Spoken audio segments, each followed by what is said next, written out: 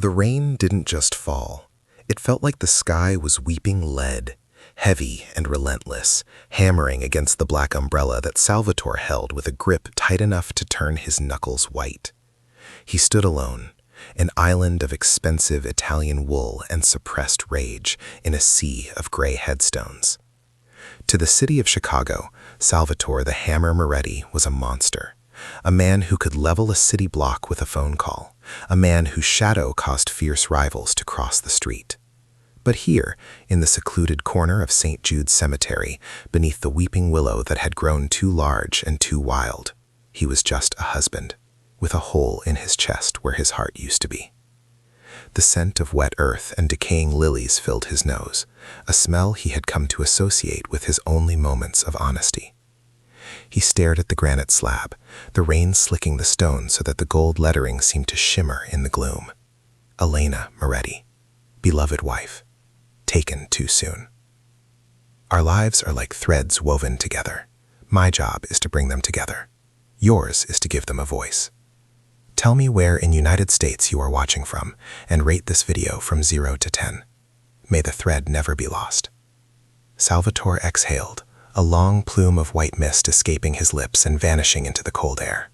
He adjusted his cuff, the Rolex on his wrist feeling heavier than usual today. It was the 5th anniversary. 5 years since the car bomb. 5 years since he had held a closed casket funeral because there hadn't been enough left of her to say goodbye to properly. The memory was a physical weight, pressing down on his shoulders. He could still hear the explosion, a sound that had ripped his world apart, echoing in his nightmares every single night. He knelt, disregarding the mud that would ruin the knees of his $3,000 suit. It didn't matter. Nothing mattered. He placed a single red rose, her favorite, deep velvet crimson, almost black at the edges, on the cold stone. "I'm tired, Elena," he whispered, his voice rough, like gravel grinding together. "They want me to expand the territory into the south side. Rocco says it's a gold mine. I told him I don't care about the gold. I just want the silence." He paused, listening to the rhythm of the rain hitting the marble. Tap, tap, tap. It was the only conversation he had these days that felt real. "I missed our anniversary dinner last week. I couldn't bring myself to go to the restaurant. Sitting at that table alone, it kills me faster than a bullet ever could." Behind him, about 50 yards back near the black SUVs, his bodyguards Rocco and Vinny stood like statues. They knew the drill. No interruptions. No phones. If the President of the United States called, he would have to wait.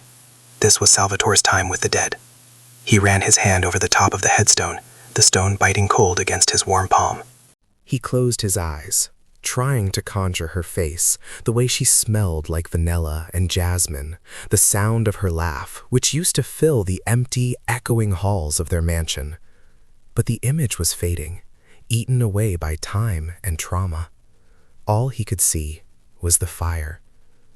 He stayed there for what felt like hours, soaking in the misery, letting the cold seep into his bones, because it was the only thing that made him feel alive. The light began to fade, the gray sky turning a bruised purple as evening approached. He knew he had to leave. He had a sit-down with the Genovese family at 8. Business. Always business. The shark had to keep swimming, or it would die. He pushed himself up, his knees cracking, wiping the mud from his pants with a careless hand. He took one last look at the name Elena, silently promising to return next week, just like he always did. He turned to leave, his leather shoes crunching on the wet gravel path. That was when he heard it. It wasn't a footstep. The grass was too wet, too soft. It was the sound of fabric rustling, the distinct swish of a coat, followed by a sharp intake of breath. Salvatore didn't flinch. His instincts, honed by 30 years of survival in the underworld, flared instantly. His hand went instinctively to the inside of his jacket, his fingers brushing the cold steel of his .45. He didn't turn around immediately. He waited. Was it an assassin? A foolish kid trying to make a name for himself? To catch Salvatore Moretti at his wife's grave was a death wish, a sacrilege that would be punished with unimaginable pain. "I wouldn't do that, Sal," a voice said. Salvatore froze. The world stopped spinning. The rain seemed to pause in midair. His heart, which had been beating a slow, steady rhythm of depression, slammed against his ribs like a trapped bird. He knew that voice. He knew the cadence, the slight rasp, the way the vowels were rounded. But that was impossible. That voice belonged to a ghost. That voice had been silenced by C4 explosives 5 years ago. He felt a chill that had nothing to do with the weather crawl up his spine, seizing the base of his neck. He turned slowly, his hand still gripping the gun inside his jacket, his eyes narrowing against the wind. Standing there, 10 feet away, shrouded in a dark trench coat with a scarf wrapped loosely around her head, was a woman. She was looking down, her face obscured by the shadow of the hood and the gloom of the cemetery. But the posture, the way she held her hands clasped in front of her, it was terrifyingly familiar. "Who are you?" Salvatore barked, his voice losing his grief and regained the iron edge of the dawn. "If this is a joke, Rocco will bury you right here." The woman didn't flinch at the threat. She stepped forward, the wet grass yielding silently under her boots. She reached up with a trembling hand, a hand that looked rougher, worn, but with the same slender fingers he had kissed 1,000 times, and pulled back the hood. Salvatore's breath hitched in his throat. He stumbled back a step, his heel catching on the edge of the grave marker, nearly losing his balance. Her face was older. There were fine lines around her eyes that hadn't been there before. Her skin was pale, almost translucent, and there was a small, jagged scar running down her left cheek, white against the pallor. Her hair, once a vibrant, flowing chestnut, was cut short, choppy, and dyed a dull black. But those eyes, those deep, amber eyes that looked like whiskey held up to the light, they were staring right into his soul. "It's me, baby," she said, her voice cracking, tears mixing with the rain on her face. "I'm alive." Salvatore couldn't breathe. The oxygen had left the atmosphere. He pulled his hand away from his gun as if the weapon had suddenly become red hot. He shook his head, once, twice, of violent denial. "No," he whispered, the word barely audible. "No, I buried you. I saw the report, the dental records. I buried you." "You buried a stranger, Sal," she said, taking another step closer. She held her hands out, palms up, showing she was unarmed, showing she was real. "You buried a poor woman who was in the wrong car at the wrong time. They made it look like me. They needed you to believe I was gone." Salvatore felt the ground beneath him tilt. The rage, the confusion, the shock. It was a cocktail of madness. He looked past her, toward his bodyguards. Rocco and Vinny were staring, their mouths agape, hands hovering near their weapons but paralyzed by confusion. They recognized her too. Everyone knew the Queen. 5 years, Salvatore choked out, the anger rising now, hot and blistering, warring with the relief.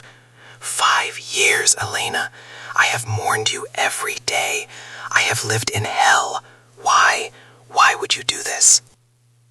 "I didn't have a choice," she cried out, the desperation in her voice cutting through the wind.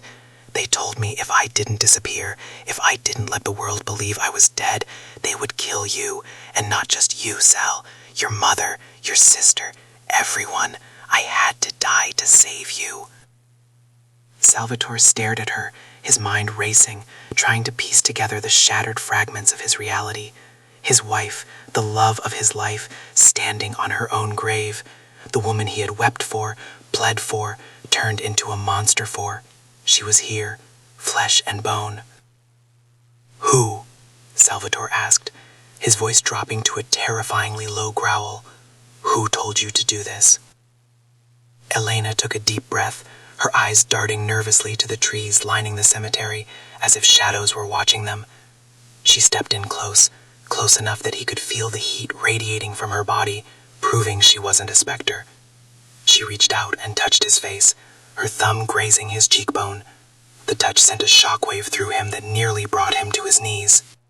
"Sal," she whispered, leaning in so only he could hear. "It wasn't a rival family. It wasn't the feds." She paused, terror flickering in her amber eyes. "It was your brother. It was Marco. The name hung in the air between them, suspended in the rain like a toxic mist. Marco. Salvatore's own blood, the brother he had pulled out of the gutter, the brother he had given the keys to the kingdom's vault, the brother who had stood beside him at the funeral and held him while he wept until his throat bled. The betrayal didn't hit him like a punch. It hit him like a slow-acting poison, freezing his veins from the inside out. He looked at Elena, really looked at her, seeing the terror etched into the corners of her mouth, the way her shoulders hunched as if expecting a blow. She wasn't just a ghost. She was a victim of a war he hadn't even known he was fighting. Salvatore slowly unbuttoned his suit jacket. His movements were mechanical, precise, the movements of a man trying desperately to keep the monster inside on a leash. He took the jacket off, ignoring the freezing rain soaking through his white dress shirt, and draped it over Elena's shivering shoulders. The warmth of his body was still trapped in the silk lining, and as the heavy wool settled on her, a sob broke from her chest, a raw, ugly sound of release. "Rocco!" Salvatore's voice cracked like a whip across the silent cemetery. 50 yards away, the large bodyguard jumped. He and Vinny had been watching the scene unfold with confusion bordering on panic, but the tone of the boss's voice overrode everything. They sprinted over, mud splashing up their trouser legs, hands on their holsters. When they got close enough to see the face under the hood, Rocco skidded to a halt, his eyes widening to the size of saucers. He crossed himself instinctively. "Madonna, Mrs. Moretti? Boss, we saw the casket go in the ground." "Silence," Salvatore commanded, his voice deadly quiet. He didn't look at his men. His eyes were glued to his wife. "Not a word, not a whisper. If this leaves this circle, I will bury both of you in the hole next to where her empty casket lies. Do you understand?" "Yes, boss. My God, yes," Vinny stammered, looking at Elena as if she might vaporize. "Get the car. Bring it to the path. No lights," Salvatore ordered. "We are going to the safe house on 4th, not the mansion. Not the penthouse, the safe house." The ride was a blur of neon lights streaking across rain-slicked windows. Inside the armored Cadillac Escalade, the silence was deafening. Salvatore sat in the back seat next to Elena, but he didn't touch her. He couldn't. He felt that if he touched her, he might shatter the illusion, or worse, he might shatter himself. He stared at her hands resting on her lap. They were rough, the nails short and unpolished. The hands of a worker, not the manicured hands of the Don's wife he remembered. Where had she been? What hell had she endured to keep him breathing? Every time the car went over a bump, he saw her wince, guarding her ribs. The rage in his gut was boiling, turning into something molten and dangerous. They arrived at the safe house, a nondescript brownstone in a neighborhood that had seen better decades. It was a place that didn't exist on paper, a dusty tomb of contingency plans and emergency cash. Rocco stayed at the door, weapon drawn, watching the street. Vinny swept the perimeter. Salvatore ushered Elena inside, the smell of stale air and old dust greeting them. He locked the heavy steel deadbolt behind them, finally shutting out the world. Only then, in the dim light of a single street lamp filtering through the heavy curtains, did the adrenaline begin to fade, replaced by an exhaustion so deep it felt like gravity had doubled. Elena stood in the center of the room, still wearing his oversized jacket, looking small and fragile. "Take it off," Salvatore said softly. Elena froze, her eyes wide. "The wet coat," he clarified, his voice softening, the gravel smoothing out. "You're freezing, Elle." She nodded, trembling hands fumbling with the buttons. He couldn't watch her struggle. He stepped forward, pushing her hands gently aside, and undid the buttons himself. His knuckles brushed her chin, her neck. Her skin was ice cold. He slid the heavy coat off her shoulders and let it drop to the floor. Underneath, she wore a cheap waitress uniform, a faded blue dress that smelled of diner grease and cheap coffee. It was a disguise, a life, a prison. "Tell me," Salvatore said, guiding her to the dusty velvet sofa. He sat her down and poured a glass of amber liquid from a decanter on the sideboard. He didn't pour one for himself. He needed a clear head. He handed her the glass. "Drink, then tell me everything, from the beginning." Elena took the glass with both hands, the crystal clinking against her teeth as she took a desperate gulp. The whiskey brought a flush of color to her pale cheeks. She took a deep breath, staring into the liquid as if reading the past in its depths. "The day of the explosion," she began, her voice gaining strength. I was leaving the gym. Marco was in the parking lot. He was smiling, Sal. That's what I remember most. He was smiling. He told me to get in his car. He said there was a security threat. I trusted him. He's your brother. She looked up at Salvatore, pleading for understanding. I got in. As soon as the doors locked, the smile vanished. He showed me a tablet. It was a live feed of your car, the one I was supposed to be in. He had a detonator in his hand. Salvatore's hands clenched into fists so tight his fingernails cut into his palms. He didn't speak. He just listened, cataloging every detail for the retribution that would come. He told me that the bomb was rigged to the ignition. She continued, tears spilling over again. He said, Elena, you have two choices. You can get out of this car, go back to yours, and blow up. Sal will mourn you, and I will help him run the family. Or you can disappear. Right now. I have a new identity waiting, a bus ticket to Nebraska. If you leave, I disable the bomb on Sal's car. If you stay, or if you try to call him, I blow him up instead. She reached out and grabbed Salvatore's hand, squeezing it with desperate strength. He wasn't going to kill me, Sal. He was going to kill you. The only way to save your life was to let you think I was dead. He said if I ever contacted you, if I ever showed my face, he would finish the job. He said he had eyes on you everywhere. So I ran. I went to Nebraska. I became Alice. I waited tables at a truck stop for 5 years. I watched the news every night just to see if you were still alive. Salvatore closed his eyes, a single tear escaping and tracking through the grim lines of his face. The magnitude of the sacrifice washed over him. She hadn't abandoned him. She had saved him. Every breath he had taken for the last 5 years was a gift she had purchased with her own misery. Why now? Salvatore asked, his voice thick. What changed? I saw the news, Elena whispered. The peace treaty with the Genovese family.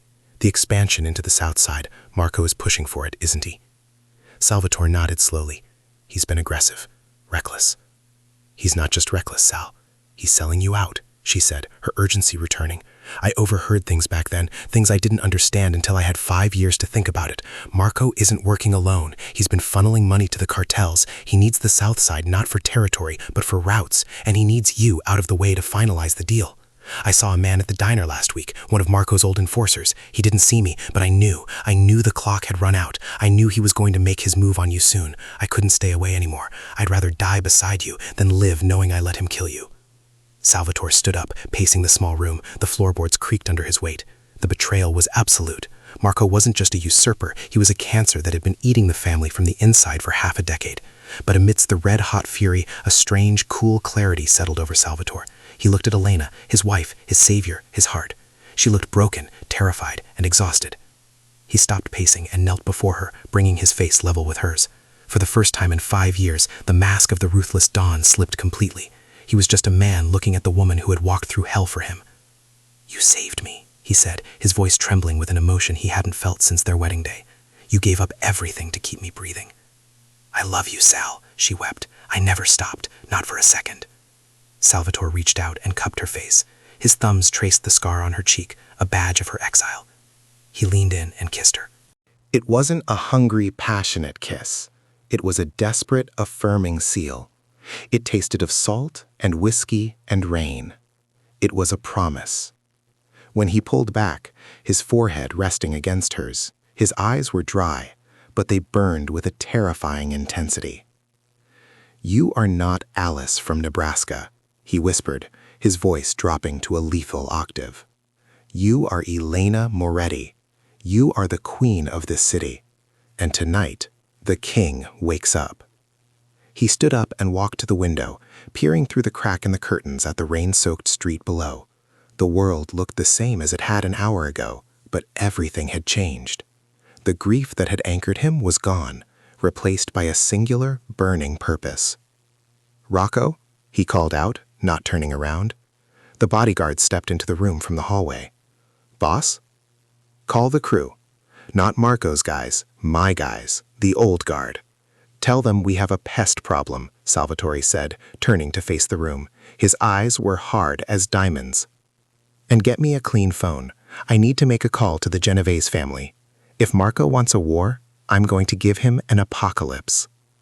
Elena watched him, her hand still clutching the empty glass. She saw the change in him. The broken widower at the grave was gone. The hammer had returned. But as he looked back at her, the hardness in his eyes softened just for a fraction of a second. "But first," Salvatore said, walking back to the sofa and extending his hand to her, "you need to sleep, and I need to watch you breathe. Just for a while. The war can wait until morning." She took his hand. The warehouse on the docks of the Chicago River smelled of rust, diesel fuel, and imminent violence. It was a cavernous, hollow space where the sound of a dropped pin would echo like a gunshot. Outside, the storm had finally broken, leaving behind a thick, suffocating fog that rolled off the water and pressed against the corrugated metal walls. Inside, under the hum of flickering halogen lights, a long table had been set. At the head sat Marco Moretti. He looked every inch the successor he believed himself to be. He wore a suit that cost more than most men made in a year, and he smoked a cigar with an air of practiced boredom. Around him sat the representatives of the Genovese family, hard men with eyes like sharks, waiting to see if the rumors were true. Rumors that Salvatore the Hammer Moretti was broken, a shell of a man ready to be put out to pasture. Marco checked his watch, a diamond-encrusted Patek Philippe. He smirked. "He's late," Marco said, exhaling a cloud of blue smoke. "My brother, he holds on to grief like a hoarding miser. It makes him slow, sentimental." "Sentimentality gets you killed in this business, Marco," the Genovese capo, a man named Luca, rumbled. "We need stability. We need the routes open." "You'll have your routes," Marco assured him, leaning forward, his eyes glinting with greed. "Tonight, Salvatore signs the transfer of power." He thinks it's a temporary measure for his health. Once the ink is dry, well, tragedies happen. Broken hearts stop beating. The heavy steel rolling door at the far end of the warehouse began to rise with a grinding screech that set teeth on edge. The noise was deafening, drowning out the conversation. Marco straightened his tie, putting on his mask of concerned sibling. He expected to see Salvatore shuffle in, perhaps supported by Rocco, looking disheveled and medicated. The door clanked into place. Salvatore Moretti stood framed in the opening, silhouetted against the gray fog swirling behind him. He wasn't shuffling. He stood with his feet shoulder-width apart, his spine a rod of iron. He wore a black suit, perfectly tailored, with a black shirt and a silver tie. He looked like the angel of death attending a formal gala. He was alone. No bodyguards, no entourage, just the hammer. The air in the warehouse changed instantly. The temperature seemed to drop 10 degrees. Salvatore began to walk toward the table. His footsteps were deliberate, rhythmic, echoing on the concrete floor like the ticking of a doomsday clock. Clack, clack, clack. He didn't look at the Genovese men. His eyes were locked on Marco. "Sal!" Marco called out, his voice a little too high, a little too jovial. He stood up, opening his arms. "We were worried. You're late." Salvatore stopped at the opposite end of the table. He placed his hands flat on the wood, leaning forward. The silence stretched, tight as a piano wire. "I had to stop by the cemetery," Salvatore said. His voice wasn't loud, but it carried to the rafters. It was calm, terrifyingly calm. Marco's smile faltered. "Of course, Elena. We all miss her, Sal. But life goes on. Business goes on." "Does it?" Salvatore asked. He looked at the empty chair next to him. "You know, Marco, I've been thinking about what you said at the funeral. You said, 'I'll take care of everything.' You were very eager to take the burden."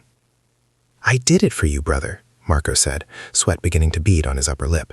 He glanced at the Genovese men, who were now watching the exchange with narrowed eyes. Something was wrong. The predator had entered the room, and Marco was realizing he wasn't the lion. He was the gazelle. "I know what you did," Salvatore said softly. Marco froze.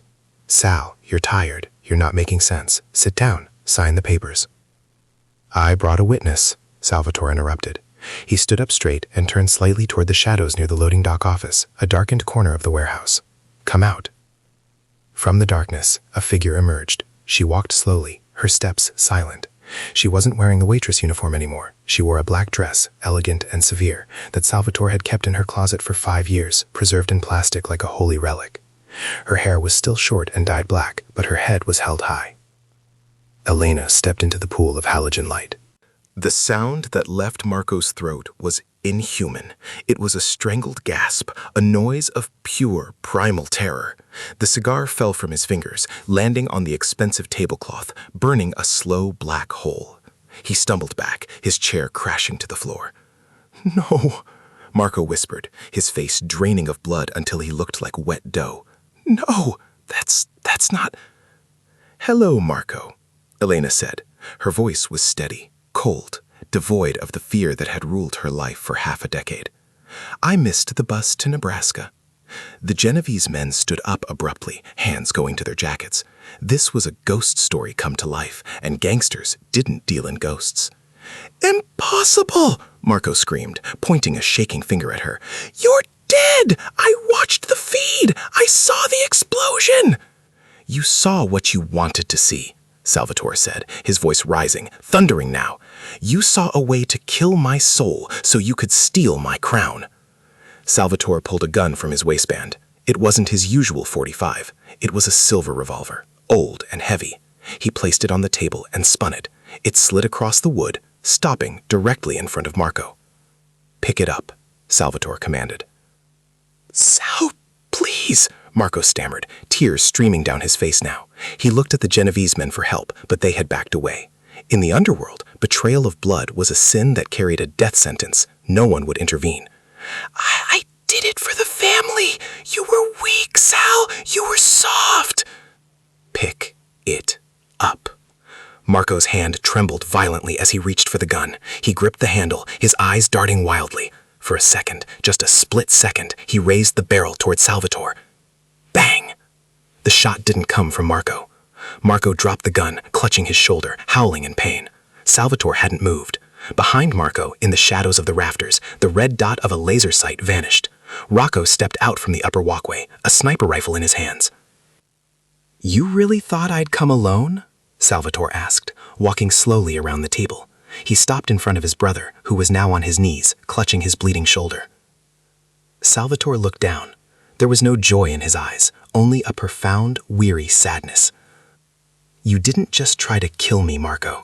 You stole 5 years of my life. You stole 5 years of her life.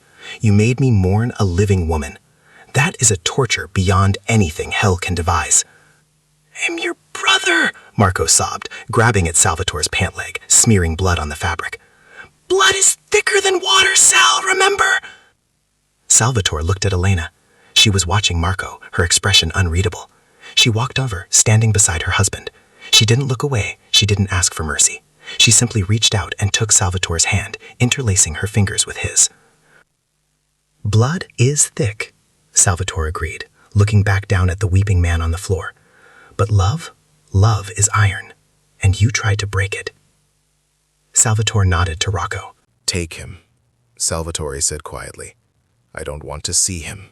I don't want to hear him. Take him to the mesmerizing silence of the quarry. Let him understand what it feels like to be buried alive." Rocco and Vinny descended, hauling the screaming Marco away. The doors opened, the screams faded into the fog, and then there was silence. The Genovese capo, Luca, cleared his throat.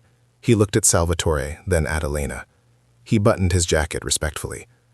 "Don Moretti, Mrs. Moretti, it seems the rumors of your retirement were greatly exaggerated. The Genovese family respects the throne. We will retreat." "Leave the routes," Salvatore said, not turning around. "And tell your boss that the south side belongs to the Morettis. Always." "Understood."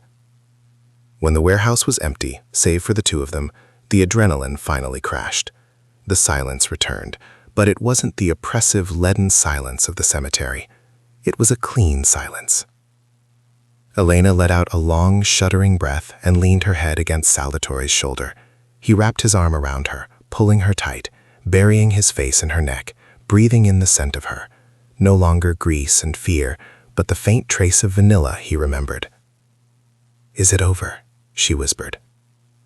"The war is over," Salvatore replied, his voice rough. "Now we have to build the peace." 6 months later. The garden of the Moretti estate was in full bloom. It was spring, and the weeping willow that had once been a symbol of Salvatore's grief was now just a tree, its branches swaying gently in a warm breeze. A table was set on the terrace, covered in a white linen cloth, laden with pasta, wine, and fresh bread. Salvatore sat at the table, watching Elena. She was laughing at something Vinny had said while pouring the wine. Her hair had grown out a little, the harsh black dye fading back to a warmer chestnut brown. The scar on her cheek was still there, a thin white line, but she didn't hide it with makeup anymore. She wore it like a medal. She caught him staring and smiled, that same smile that had saved him from the darkness all those years ago. She walked over and sat down, reaching across the table to take his hand. "You're staring, old man," she teased. "I'm memorizing," he corrected her, running his thumb over her knuckles. "I spent 5 years trying to remember. Now I'm terrified I'll forget a single second." Elena squeezed his hand. "I'm not going anywhere, Sal. No more ghosts, no more Nebraska." Salvatore lifted his glass of wine. The sunlight caught the deep red liquid, making it glow. He looked at the empty seat at the end of the table, not Marco's seat, but a space he kept for the memory of the time they had lost. "To the threads," Salvatore said softly, echoing a sentiment he had felt a lifetime ago. "The ones that break and the ones that hold." Elena clinked her glass against his. "To the threads that bring us home." He took a sip, the taste rich and complex. He watched the wind ripple through the grass. He still carried a gun. He still checked the exits when he entered a room. He was still the hammer. But as he looked at his wife, alive and laughing in the sun, he realized that for the first time in 5 years, his heart wasn't just beating. It was living.